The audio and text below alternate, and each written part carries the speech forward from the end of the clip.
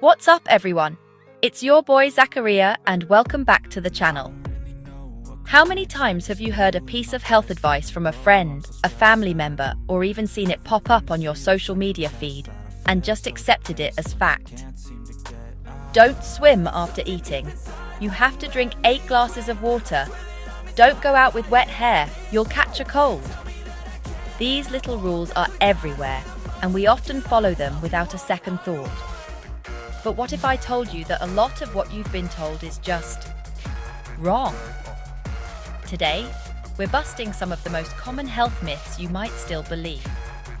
We're going to dive into the science, or lack thereof, behind these popular beliefs. It's fascinating how these ideas get started and spread like wildfire, to the point where they become ingrained in our culture. The problem is, these myths aren't just harmless old wives' tales. They can genuinely impact your daily choices, your habits, and your overall approach to health. Believing misinformation can lead to unnecessary anxiety or even cause you to neglect things that are actually important for your well-being. So, get ready to have your mind blown, or at least have a few aha moments. We're going to separate fact from fiction and arm you with the knowledge you need to make smarter, more informed decisions about your health. We'll look at hydration, that annoying knuckle-cracking habit, swimming after a meal, the infamous sugar rush, and why you really get sick in the winter. By the end of this video, you'll be the mythbuster in your friend group. Let's get into it.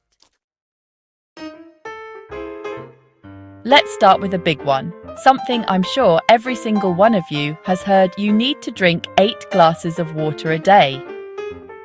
This advice is so common, it's practically a health commandment.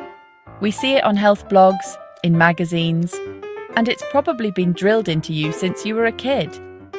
The idea of 8 by 8, 8-ounce glasses, is simple and easy to remember, which is likely why it has stuck around for so long. People carry around giant water bottles, set reminders on their phones, and feel guilty if they don't hit that magic number. But is this a one-size-fits-all prescription for health? The science says, not really. The truth is, our hydration needs are incredibly individual and depend on a huge range of factors. Think about it: your body size, your activity level, the climate you live in, your overall health. All of these things play a massive role in how much water your body actually requires. An athlete training for a marathon in the summer heat is going to need significantly more water than someone who works a desk job in an air-conditioned office.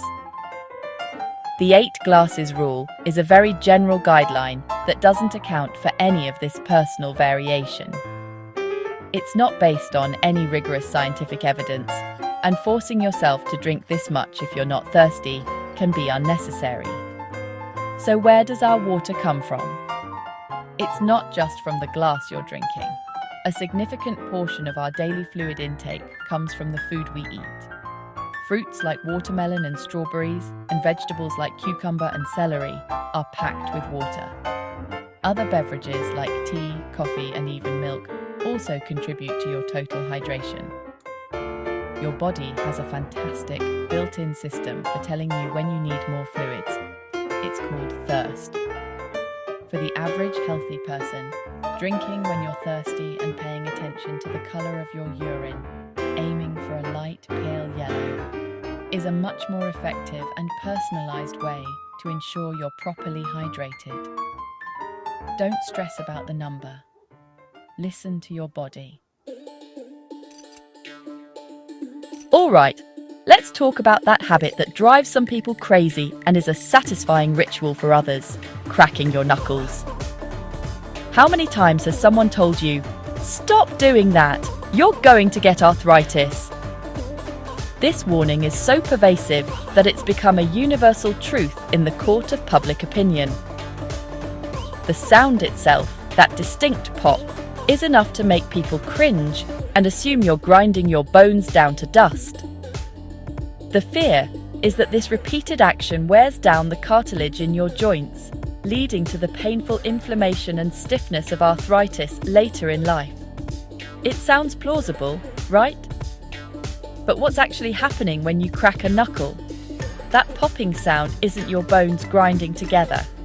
Your joints are lubricated by something called synovial fluid, which contains dissolved gases like nitrogen. When you stretch or bend your finger to crack the knuckle, you're expanding the joint capsule. This rapid expansion decreases the pressure within the fluid, causing those dissolved gases to form a bubble or a cavity. The pop you hear is the sound of that gas bubble collapsing. It's a process called cavitation, and once you do it, you can't crack the same knuckle again right away because it takes time for the gases to redissolve into the fluid. So, what does the research say about the link to arthritis?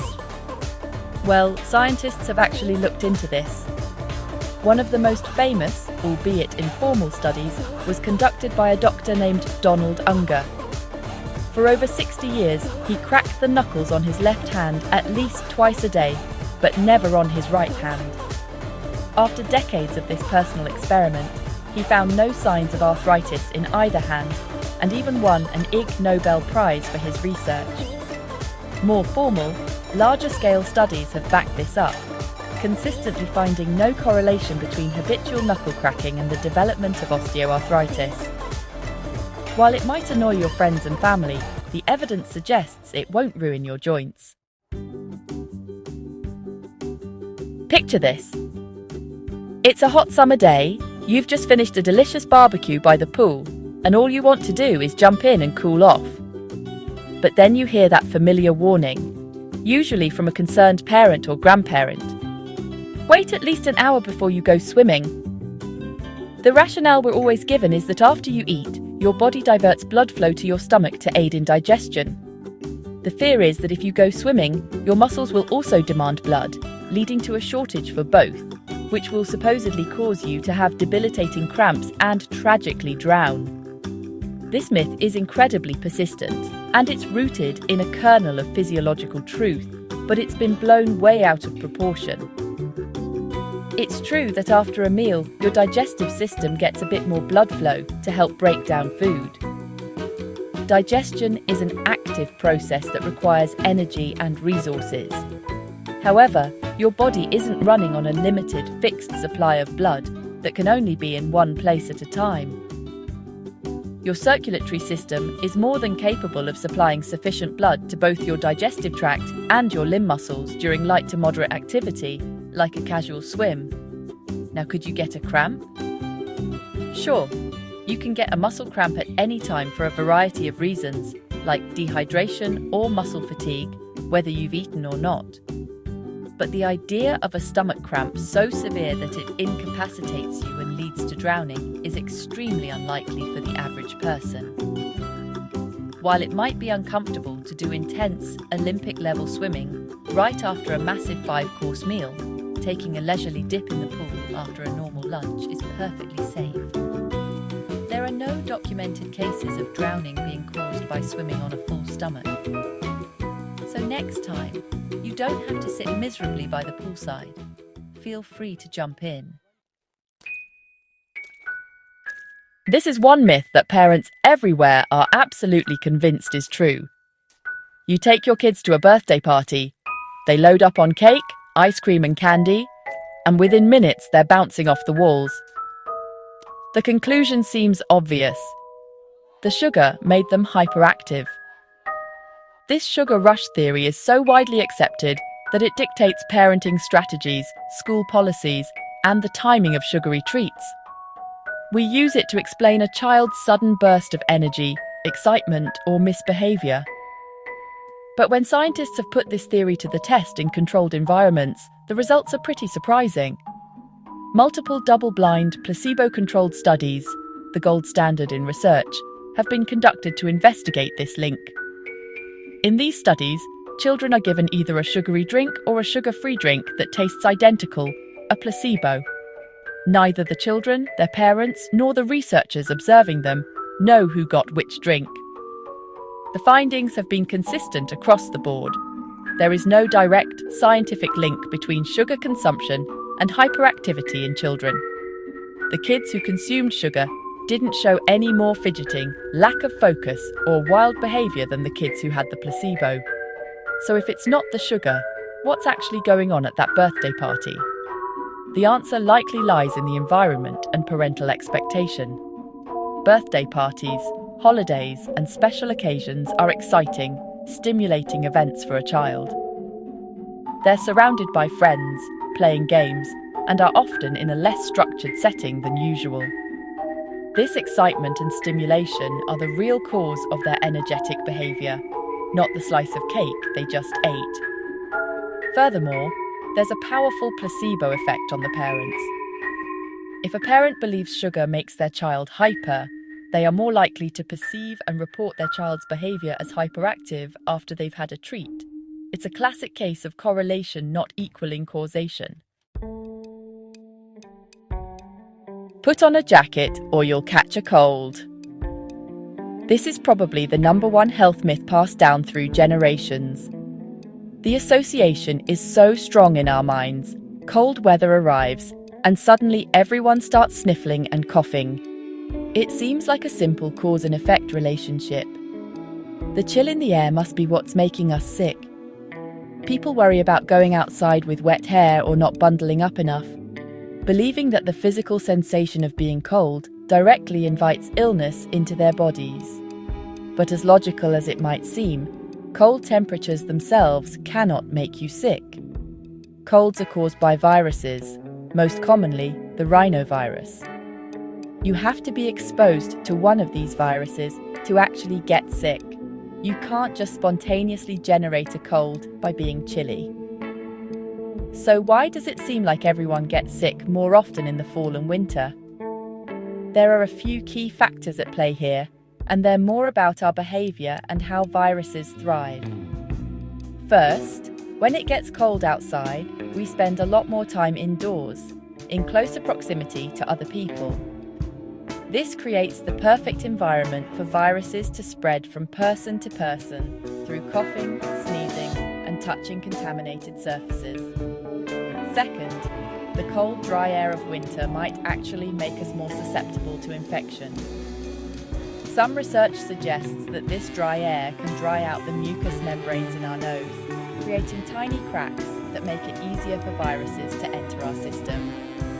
Additionally, some viruses, including the influenza virus, are more stable and can survive longer in colder, less humid conditions, increasing their chances of transmission. So, it's not the cold weather itself that's the villain. It's the conditions it creates that help cold and flu viruses spread more effectively. The real culprit is the virus, not the temperature on the thermometer. So there you have it, 5 major health myths officially busted. From the 8 glasses of water rule to blaming the cold weather for your cold, we've seen how easily misinformation can take root and influence our behavior. It's clear that just because something is common knowledge, it doesn't mean it's factual knowledge. Many of these myths are based on outdated ideas, misunderstandings of biology, or simple coincidences that we've mistaken for causation. Don't let these myths fool you. Knowing the facts can help you make healthier choices every day. Being skeptical and asking why is one of the best things you can do for your health. Instead of blindly following a rule, you can now listen to your body for hydration cues, crack your knuckles without fear, enjoy a swim after lunch, understand the real reasons for your kids' energy, and focus on hand washing instead of just bundling up. Empowering yourself with accurate, evidence-based information allows you to let go of unnecessary anxiety and focus your energy on the health habits that truly make a difference. Knowledge really is power. I hope this helped clear up some confusion for you. Now I want to hear from you. What are some other health myths you've always heard or wondered about? Drop them in the comments below. Maybe we can tackle them in a future video. If you found this video helpful, make sure to hit that like button, subscribe, and ring that notification bell so you never miss out on future content. Stay curious, stay informed, and I'll see you in the next video.